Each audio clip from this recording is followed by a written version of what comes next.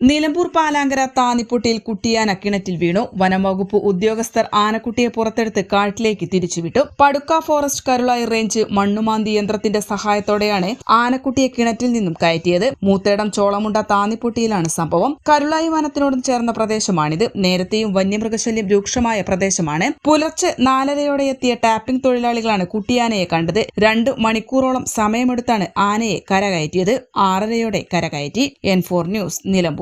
കിഴക്കൻ ഏറനാടിന്റെ മലയോര മണ്ണായ നിലമ്പൂരിന് ഇനി കാഴ്ചമങ്ങില്ല. ആധുനിക സാങ്കേതിക വിദ്യകളോടെ പ്രവർത്തനം ആരംഭിച്ച ടെക്ടോണ ഐ ഹോസ്പിറ്റൽ 1000-ൽ പരം തിമിര ശസ്ത്രക്രിയകൾ വിജയകരമായി പൂർത്തിയാക്കി മുന്നേറുകയാണ്.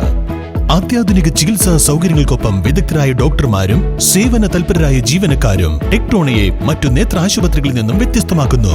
തിമിര ശസ്ത്രക്രിയ, vitreo retina, cornea, paediatric ophthalmology, glaucoma, general ophthalmology, operation theatre, lab, pharmacy തുടങ്ങിയ നിരവധി വിഭാഗങ്ങൾ.